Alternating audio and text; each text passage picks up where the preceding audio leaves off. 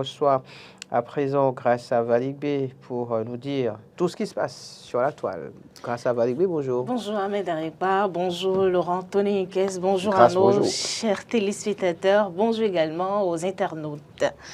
Bienvenue. Merci. Dites-nous tout. Alors, vous savez que nous sommes dans le mois de mars et qu'en fait, la femme est célébrée tout au long de ce mois et du coup, les questions qui la concernent sont abordées. Alors, c'est dans ce sens que la présidente de l'Institut national de la femme, Madame Huguette Bakpe Nyankadja, a été reçue sur un plateau télé pour répondre à une interrogation. Est-ce que la femme doit être rémunérée pour ses tâches ménagères? Alors, c'était une question piège. En fait, elle est un peu tombée dans le piège parce qu'elle a répondu à l'affirmative. Elle a dit que oui, il faille que la femme soit rémunérée et les internautes ne sont pas passés par 4 chemins pour lui dire ce qu'ils pensaient de cette réaction. Alors, selon la présidente, les femmes au foyer exercent les mêmes tâches que les domestiques, que certaines familles recrutent, mais ces dernières ne sont pas rémunérées et pour cela, elle trouve que c'est une justice que de rémunérer le travail des femmes au foyer. Et plus loin, en fait, dans cette déclaration, elle a fait savoir qu'il y a une différence entre la rémunération et les cadeaux qu'un époux fait à sa femme. Elle dit... On ne savait pas. Elle dit, je fais la différence entre les cadeaux, les attentions, y compris celles pécuniaires d'un époux à l'égard de son épouse dans le cadre de l'entretien des relations, du plaisir qu'on peut faire à l'autre et de la joie qu'on peut faire régner dans un couple. Alors, Félicien Mouga réagit, je cite, « Je n'ai pas suivi la déclaration de la présidente pour véritablement donner mon avis sur ce qui est publié en substance. J'ai bien lu le profil de la présidente et je pense qu'elle doit être dans un contexte précis de déclaration. Rémunération serait une récompense, un geste symbolique pour faire plaisir ou honneur à la femme pour les travaux domestiques. J'ai de l'estime pour... C'est une grande estime pour la présidente. Ouais, pour la présidente. Et je ne pense pas qu'elle parle d'une rémunération à caractère standard ou officielle comme une exigence salariale. Je me réserve de tout jugement sans saisir l'intérêt de sa déclaration. Effectivement. Il a parlé pour ne rien dire, quoi. Oui, mais dans les propos de la présidente, elle a relativisé quand même.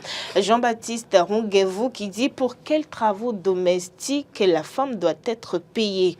La lessive, la cuisine, l'entretien, la vaisselle, où sont les valeurs que nos aïeux, nos grands-parents et parents nous inculquent? Point d'interrogation. Ma femme est une domestique qui doit échanger ses services contre de l'argent. Point d'interrogation. Carrément. 4 points d'interrogation.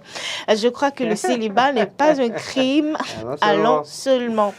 Charles Clavet-Yewenou a également réagi. Il dit sincèrement, tout ce qui concerne l'aide à la femme dans les travaux de ménage n'est pas une obligation ni une imposition, c'est au plaisir.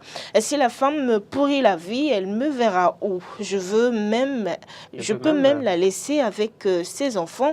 L'homme aime la paix, si c'est doux et calme, on s'y met bien.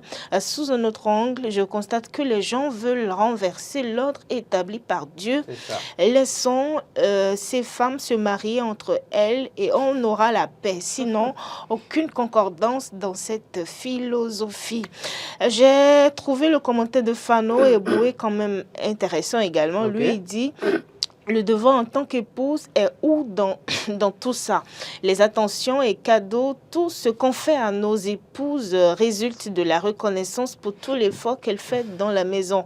C'est à cause des idées comme celle-ci que nos sœurs ont du mal à rester dans leur foyer aujourd'hui. Gilles Bedosson dit « Je suggère qu'une loi sur la chefferie traditionnelle soit expressément votée. Aussi, il doit être écrit noir sur blanc dans la Constitution que toutes les lois ayant trait à notre sociologie ou à nos coutumes doivent être soumises obligatoirement à un contrôle par le collectif des rois et têtes couronnées de notre pays pour voir si elles sont en phase avec notre tradition. Ainsi, les dérives de la modernité seront amenuisées dans notre pays. Emmanuel Sossou, ce n'est pas bête, c'est une idée à étudier pour voir la faisabilité cas par cas. Ce n'est pas impossible à tous imposable à tous les foyers. À tous les foyers. Oui, exactement. Et pour finir, la réaction de Ebenezer, il dit « La femme mérite d'être rémunérée. Ce n'est pas un débat, c'est une obligation que nous fuyons. Qui parmi nous les hommes ici peut jouer entièrement le rôle d'une femme de ménage pendant une semaine sans démissionner ?» Donc voilà un qui trahit le syndicat. Le syndicat des hommes. C'est vrai qu'on a abordé le sujet, je pense, le mardi dernier en plateau.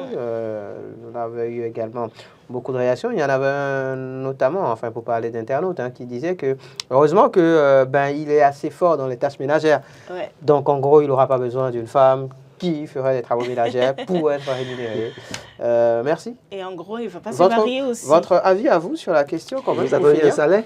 Non, en fait, vous savez, il y a une réaction qui disait qu'il n'est pas nécessaire de briser en fait les étapes établies par Dieu. L'ordre établi par Dieu. L'ordre établi par Dieu. Par Dieu, exactement. Moi, je Donc pense vous avez que la crainte de Dieu. Ouais, bon, quand même, la femme, l'une de ses missions, je veux dire l'un de ses rôles dans le ménage, c'est quand même d'aider. C'est d'entretenir la maison. C'est d'entretenir, c'est d'aider dans les tâches ménagères et tout. Donc, moi, je pense pas forcément qu'on a besoin de la rémunérer pour ça.